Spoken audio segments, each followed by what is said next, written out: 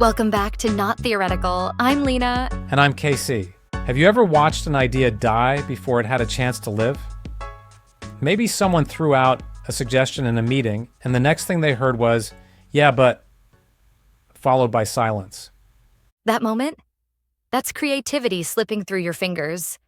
But today we're flipping the script. We're digging into 3 improv-inspired techniques that can turn awkward silence into unstoppable momentum. These aren't gimmicks.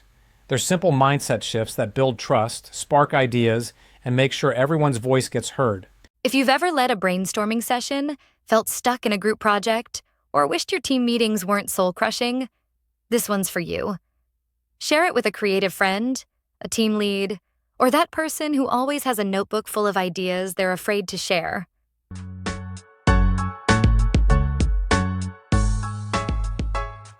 Okay, let's start with the golden rule of improv. Yes, and. It sounds basic, but it's a game changer. Yeah, this isn't about fake enthusiasm or saying yes to every terrible idea. It's about recognizing the value in what's been said and then building on it, like adding a brick to a foundation instead of tossing it out for a new blueprint. Think about it like a stream. One drop, not much. But a trickle becomes a river when each contribution flows into the next. That's what yes and does. It builds momentum. I love the example where someone hesitantly says, "What if we focused on quiet morning rituals for our coffee campaign?" That could have been shot down instantly. But someone jumped in with yes, and we could shoot silent ambient ads, and suddenly the room was lit. Exactly, Casey. Ideas don't need to be perfect to be useful. They just need space to grow.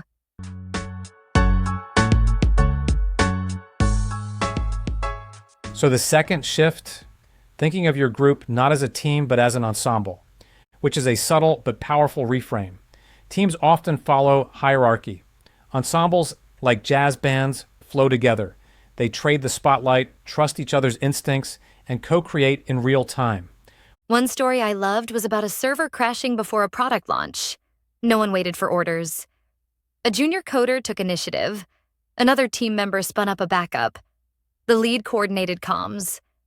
That's an ensemble in action. Everyone moving to fill the space, trusting each other. It's like comparing a symphony to a jazz group. One follows a conductor, the other listens and adapts, constantly improvising, but always in sync. Want more of that? Start by sharing the problem, not the to-do list. Let people lead with their strengths, not their titles.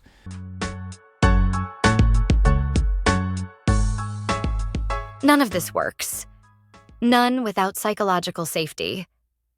That's right, Lena. It's the shared belief that you won't be embarrassed, blamed, or punished for taking a risk. It's the invisible greenhouse that protects creativity so it can grow. Picture a manager responding to a mistake not with frustration, but with curiosity. Thanks for telling me. Let's walk through the process and improve it. That's how you build trust. The research backs it up. Teams with high psychological safety aren't just happier, they're more effective. Because when people aren't spending energy protecting themselves, they're free to create, solve, and share. And it starts with leadership that models vulnerability. Admitting you don't know something. Owning your mistakes. Asking for others' input instead of always having the answer.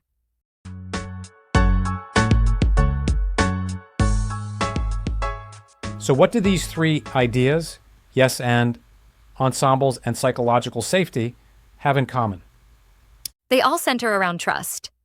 Trusting each other's ideas, instincts, and humanity. It's an ecosystem.